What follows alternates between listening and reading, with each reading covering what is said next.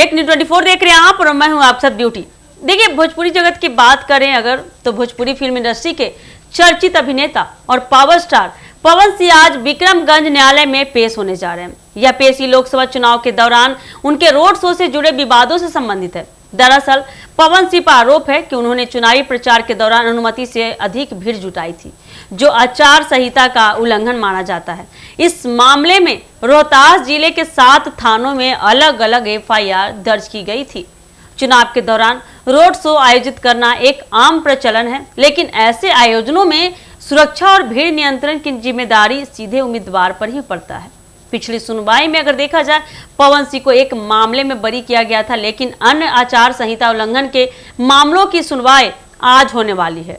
कानूनी विशेषज्ञों का कहना है कि यदि कोर्ट इस मामलों में दोषी पाए तो पवन सिंह को कड़ी चेतावनी या जुर्माना देना पड़ सकता है।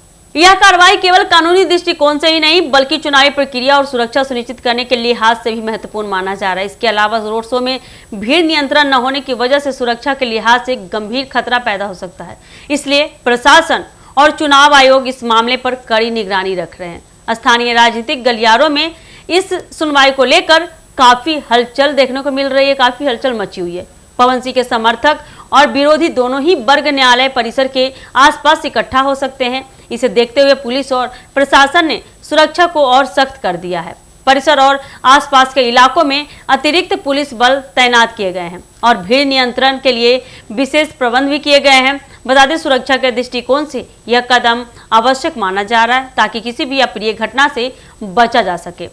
अब पवन सिंह की ओर से कहा गया है कि वे सभी कानूनी प्रक्रियाओं का सम्मान करेंगे और मामले की पूरी तरह से वाजिब सफाई भी पेश करेंगे। उनका कहना है कि चुनावी रोड शो में बड़ी संख्या में लोग शामिल होते हैं, लेकिन इसका उद्देश्य केवल समर्थकों से संवाद स्थापित करना और प्रचार करना था, न कि किसी तरह की कानूनी समस्या पैदा करना। इसके साथ ही बता दें, उन्होंने प्रशासन और न्यायालय से अनुरोध किया है कि मामले की निष्पक्ष सुनवाई करें और उन्हें कानूनी प्रक्रिया के अनुसार न्याय मिले। चुनाव आयोग और प्रशासन इस मामले पर लगातार निगरानी बनाए हुई है। उनका उद्देश्य यह सुनिश्चित करना है कि आचार संहिता उल्लंघन के मामलों में कोई ढील ना हो और सभी उम्मीदवारों के लिए नियम समान रूप से लागू हो सके। यह सुनवाई न केवल बता दें पवन सिंह के लिए बल्कि पूरे चुनावी माहौल और उनके समर्थकों की सक्रियता पर भी असर डाल सकता है। यदि पवन सिंह को दोषी पाया गया तो इससे उनके प्रचार अभियान और समर्थकों की संख्या पर भी प्रभाव पड़ सकता है। वहीं यदि वे बरी हो जाते हैं तो यह उनके प्रचार अभियान को मजबूती देगा और उनके समर्थकों में उत्साह भी बढ़ा सकता है। कुल मिलाकर अगर देखें तो यह सुनवाई सिर्फ एक कानूनी मामला ही नहीं है बल्कि आगामी राजनीतिक घटनाक्रम और लोकसभा चुनाव में पवन सिंह के चुनावी प्रभाव को भी प्रभावित कर सकती है। चुनाव आयोग, प्रशासन, पुलिस और न्यायालय सभी इस मामले में सतर्क हो चुके हैं ताकि किसी भी तरह की अनियमितता या सुरक्षा जोखिम को रोका जा सके, किसी भी तरह की घटना से रोका जा सके। इस मामले का परिणाम आने वाले दिनों में राजनीतिक माहौल और पवन सिंह के समर्थकों की सक्रियता पर सीधा असर डाल सकता है, जिससे यह सुनवाई केवल न्यायिक दृष्टिकोण से ही नहीं बल्कि चुनावी रणनीति और सुरक्षा के लिहाज से भी बेहद महत्वपूर्ण बन जाती है।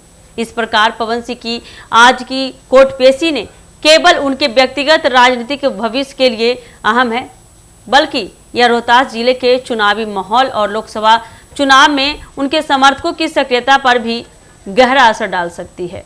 तो यह देखना काफ़ी दिलचस्प होने वाला है कि आने वाले समय में कोर्ट क्या फैसला करती है पवन सिंह के हित में। ये देखने के लिए आप जुड़े रहे हमारे एक न्यूज़ 24 के साथ। धन्यवाद।